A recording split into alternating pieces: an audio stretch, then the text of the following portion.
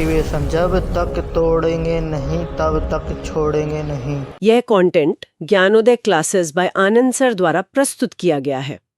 अक्सर जब हम व्याकरण या ग्रामर शब्द सुनते हैं तो दिमाग में स्कूल की उन भारी भरकम किताबों की छवि बन जाती है। हाँ, जहाँ नियमों को रटना एक तरह की सजा जैसा लगता था। बिल्कुल।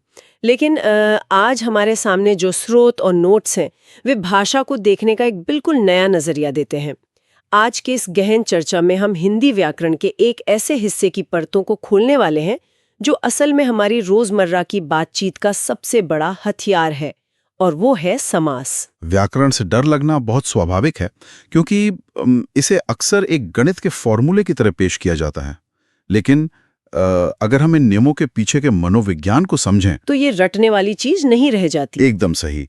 हमारा मुख्य उद्देश्य यह समझना है कि सदियों से इंसानी दिमाग ने संवाद को तेज और सटीक बनाने के लिए क्या-क्या तरीके खोजे हैं। बड़े-बड़े वाक्यों को छोटे, अधिक प्रभावशाली और ठोस शब्दों में बदलने की इस कला को आप भाषा का एक शॉर्टकट मान सकते हैं। भाषा का शॉर्टकट, ये सोचने में ही कितना व्यावहारिक लगता है ना?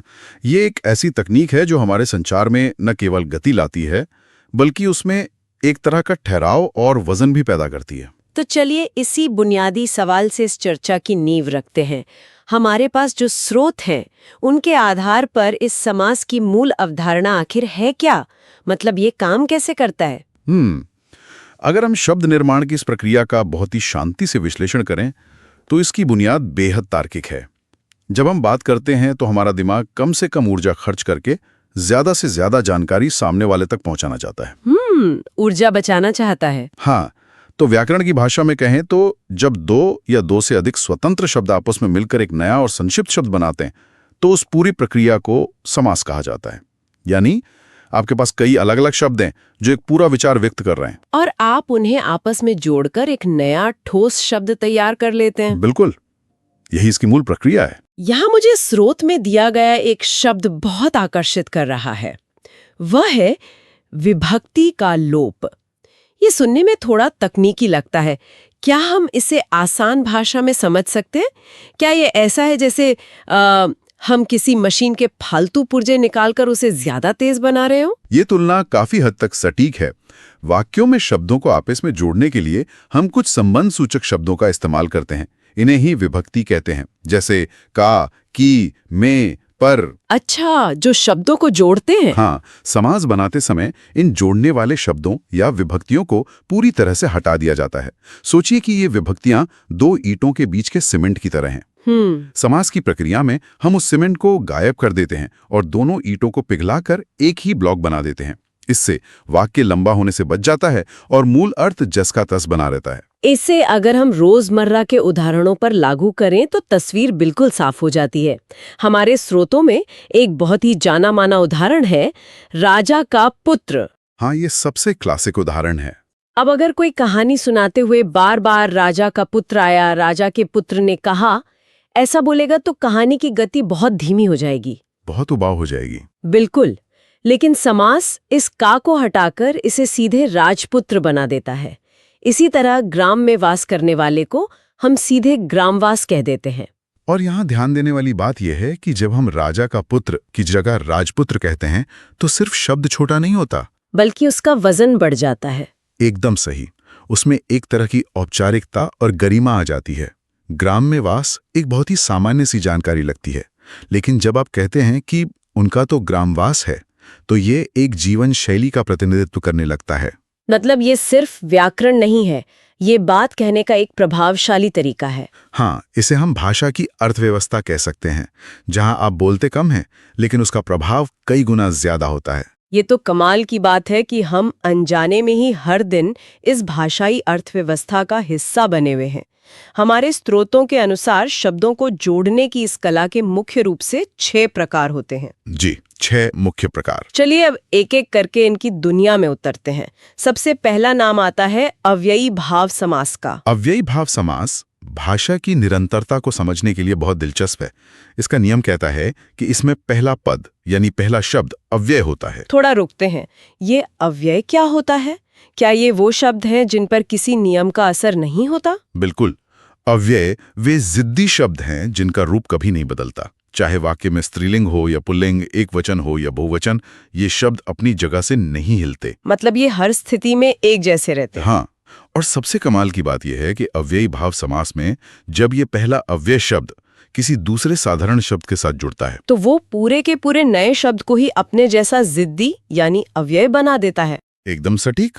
ये एक तरह से दूसरे शब्द को अपने रंग में रंग लेने वाली बात हुई।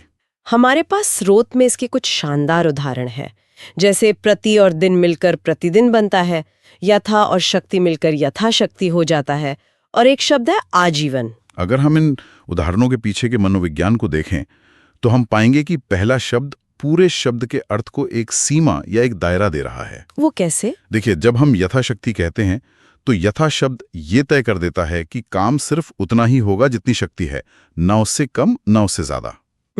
एक बाउंड्री सेट कर दी। हाँ, और आजीवन में जो आ उपसर्ग लगा है वो जीवन के किसी एक पल की नहीं बल्कि जन्म से लेकर मृत्यु तक की पूरी निरंतरता को दर्शा रहा है। ये समास एक तरह से समय और क्षमता की सीमा रेखा खींचने का काम करता है। ये समझना वाकई नया है कि कैसे एक छोटा सा उपसर्ग पूरे शब्द का मिजाज बदल देता है। अब अगर हम इसके दूसरे प्रकार की ओर बढ़ें, जो कि तत्पुरुष समास है, तो इसमें क्या अलग होता है? तत्पुरुष समास में दिमाग की प्राथमिकताएं बदल जाती हैं। यहाँ एक अलग ही व्याकरणिक व्यवस्था काम करती है। इसमें दूसरा पद प्रधान होता है। दूसरा पद प्रधान? हाँ, यानी जब आप इस समास वाले शब्द को सुनते हैं तो आपका मुख्य फोकस दूसरे हिस्से पर होता है, और जो पहला शब्द होता है वो बस उस दूसरे शब्द के कारक से जुड़ा होता है।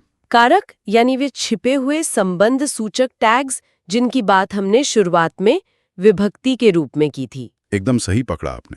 जब हम चीजों या इंसानों के बीच संबंध बताते हैं तो हम कारक का इस्तेमाल करते हैं। चलिए इसे उदाहरण से समझते हैं। हमने राजपुत्र की बात की थी, जो राजा का पुत्र से बना है।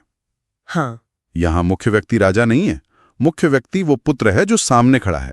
राजा शब्द सिर्फ ये बताने के लिए है कि उस पुत्र का संदर्भ क्या है। ओहो, यानी जब मैं कहती हूँ कि देवालय, देव का आलय, तो मेरा मुख्य फोकस उस आलय यानी इमारत या मंदिर पर है।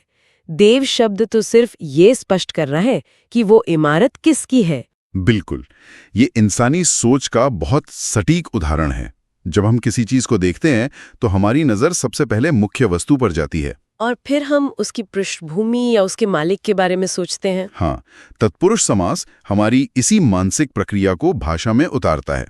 पहला शब्द एक विशेषण की तरह काम करता है जो पृष्ठभूमि तैयार करता है, लेकिन पूरी अहमियत और सारा फोकस दूसरे शब्द पर टिका होता है। तो एक तरह से तत्पुरुष समास हमें ये बताता है कि बातचीत में असली हीरो कौन है। बहुत खूब। बिल्कुल। अब तक हमने देखा कि कैसे शब्द जुड़ते हैं और कौन सा पद प्रधान होता है, लेकिन भाषा सिर्फ जरूरत के लिए नहीं बोली जाती, इसमें एक सुंदरता भी होती है। और शायद यहीं प्रवेश होता है तीसरे प्रकार का, कर्मधारय समास। हाँ, अगर भाषा एक कैनवस है तो कर्मधारय समास उसके रंग हैं। वाह, क्या बात है। ये समास वास्तव में भाषा में एक काव्यात्मकता लेकर आता है। इस समास का बुनियादी नियम यह है कि इसके दोनों पदों के बीच विशेषण और विशेष्य का संबंध होता है। सरल शब्दों में कहें तो पहला शब्द दूसरे शब्द की विशेषता बता रहा होता है। एकदम सही। हमारे स्रोतों में इसके जो उदाहरण दिए गए हैं वे बहुत ही सुंदर और कल्पनाशील हैं, जैसे नील कमल, जिसका अर्थ है नीला कमल। फिर है महापुरुष, यानी महान है जो पुरुष। और एक बहुत ही प्रसिद्ध काव्यात्मक उदाहरण है चंद्रमुख, जिसका अर्थ है चंद्रमा के समान मुख। अब सोचिए, अगर हम किसी से कहें कि तुम्हारे पास एक कमल है जो नीले रंग का है, तो ये एक नीरस सी जानकारी लगती है, एक फैक्ट की तरह। हाँ, लेकिन जैसे ही हम नील कमल कहते हैं, दिमाग में तुरंत एक सुंदर रहस्यमयी फूल की छवि बन जाती है। बिल्कुल। जब हम महापुरुष कहते हैं तो हम केवल एक इंसान की बात नहीं कर रहे हैं, बल्कि महान शब्द जोड़कर हम उसकी गरिमा और उसके आभा मंडल को स्थापित कर रहे हैं। और चंद्रमुख में तो पूरी की पूरी उपमा ही एक शब्द में समा गई है। यही कारण है कि ये लेखकों और कवियों का इतना प्रिय समास है। ये बहुत कम जगह घेरता है, लेकिन बहुत गहरी और सजीव छवियां उकेर देता है। अब अगर हम इसके ठीक विपरीत एक ऐसी स्थिति की कल्पना करें जहां कोई किसी की विशेषता नहीं बता रहा, बल्कि दोनों आपस में टकरा रहे हैं या साथ खड़े हैं, तो हम पहुंचते हैं चौथे प्रकार पर, द्वंद्व समास। द्वंद्व का शाब्दिक अर्थ ही होता है मुकाबला या जोड़ा। इस समास का नियम बहुत स्पष्ट है। इसमें दोनों ही पद प्रधान होते हैं। मतलब कोई किसी से कम नहीं। बिल्कुल, कोई किसी का विशेषण नहीं है, कोई किसी का संदर्भ नहीं है। दोनों शब्दों का अपना स्वतंत्र अस्तित्व है और दोनों का समान महत्व है। ये तो बिल्कुल तराजू के दो पलड़ों की तरह हैं जो एकदम बराबर संतुलित हैं। सही कहा। स्रोतों के अनुसार इसके उदाहरण भी ऐसे ही हैं। माता पिता, माता और पिता, दिन रात, दिन और रात, और सुख दुख, सुख और दुख। यहाँ जो सबसे बारीक मनोवैज्ञानिक बात है वो ये है कि कैसे इन शब्दों के बीच से और शब्द गायब हो जाता है, लेकिन फिर भी उसका अर्थ मजबूती से बना रहता है। हाँ, जब हम माता पिता कहते हैं तो हम ये नहीं कह रहे कि एक दूसरे से बढ़कर है, हम दोनों को एक ही इकाई के रूप में देख रहे होते हैं। ये बात सोचने पे मजबूर करती है कि कैसे ये समास जीवन की सच्चाइयों को दर्शाता है। दिन और रात या सुख और दुख, ये जीवन के दो विपरीत या पूरक पहलू हैं। द्वंद्व समास उन्हें एक ही धागे में पिरोकर ये स्वीकार करता है कि ये दोनों हमेशा साथ चलेंगे। बिल्कुल, द्वंद्व समास हमें भाषा के जरिए संतुलन स्वीकार करना सिखाता है। ये बताता है कि दुनिया हमेशा एक तरफा नहीं होती, इसमें विपरीत चीजों का सह अस्तित्व होता है। संतुलन से अब हम संख्याओं की दुनिया में कदम रखते हैं। हमारा 5वां प्रकार है द्विगु समास। इसे देखकर लगता है जैसे किसी ने गणित के फॉर्मूले को व्याकरण में फिट कर दिया हो। द्विगु समास की पहचान करना शायद सबसे आसान है। इसका नियम यह है कि इसका पहला पद हमेशा एक संख्या होता है, नंबर। जहां भी पहला शब्द किसी गिनती को बताए और पूरा शब्द मिलकर किसी समूह या समाहार की बात कर रहा हो, वहां द्विगु समास होता है। स्रोतों में दिए गए उदाहरण इसे बिल्कुल साफ कर देते हैं। त्रिलोक 3 लोक, पंचवटी 5 वट और सप्तऋषि 7 ऋषि। लेकिन यहाँ सिर्फ गिनने का काम नहीं हो रहा है। तो और क्या हो रहा है? देखिए, जब हम पंचवटी कहते हैं तो हम किसी भी जंगल में खड़े 5 बरगद के पेड़ों की बात नहीं कर रहे होते हैं। हम उन 5 पेड़ों के एक विशिष्ट समूह की बात कर रहे होते हैं जिसने मिलकर एक खास जगह को पहचान दी है। अच्छा, यानी संख्या यहाँ सिर्फ मात्रा नहीं बता रही, बल्कि वो एक पहचान बना रही है। बिल्कुल। सप्तऋषि आसमान में सिर्फ 7 तारे नहीं हैं, वे 7 तारों का एक ऐसा समूह है जिसकी अपनी एक अलग संस्थागत पहचान है। द्विगु समास हमें बिखरी हुई चीजों को एक साथ गिनकर उन्हें एक नाम देना सिखाता है। यही भाषा की ताकत है कि वो गणित का इस्तेमाल करके भी एक सांस्कृतिक पहचान गढ़ सकती है। और जब सांस्कृतिक पहचान की बात आती है तो हम इस चर्चा के सबसे रहस्यमय और गहरे पड़ाव पर पहुंच जाते हैं। हाँ, हमारा छठा और अंतिम प्रकार, बहुव्रीहि समास। इसे देखकर तो ऐसा लगता है जैसे व्याकरण अपने ही बनाए हुए नियमों को तोड़ रहा है। एक तरह का प्लॉट ट्विस्ट है ये। इसे नियमों को तोड़ना नहीं, बल्कि नियमों के पार जाना कह सकते हैं। बहुव्रीहि समास का सिद्धांत ये है कि इसमें दोनों शब्द मिलते तो हैं, लेकिन वे अपना शाब्दिक अर्थ पूरी तरह से छोड़ देते हैं। एकदम सही। वे दोनों मिलकर किसी बिल्कुल नए तीसरे अर्थ की ओर इशारा करने लगते हैं। यहाँ भाषा सीधे तौर पर बात नहीं करती, वो प्रतीकों में बात करती है। ये तो किसी जासूसी कहानी के कोडवर्ड जैसा है। हमारे स्रोत इसके कुछ बहुत ही शानदार उदाहरण देते हैं, जैसे चतुर्भुज, जिसका शाब्दिक अर्थ तो होता है 4 भुजाओं वाला। अब अगर कोई शाब्दिक अर्थ पर जाए तो वह किसी एलियन या किसी जानवर की कल्पना कर सकता है। हाँ, बिल्कुल। लेकिन हमारी संस्कृति में ये इशारा करता है सीधे भगवान विष्णु की ओर। और यही बात नीलकंठ पर भी लागू होती है। नीला है कंठ जिसका, ये इसका शाब्दिक अर्थ है।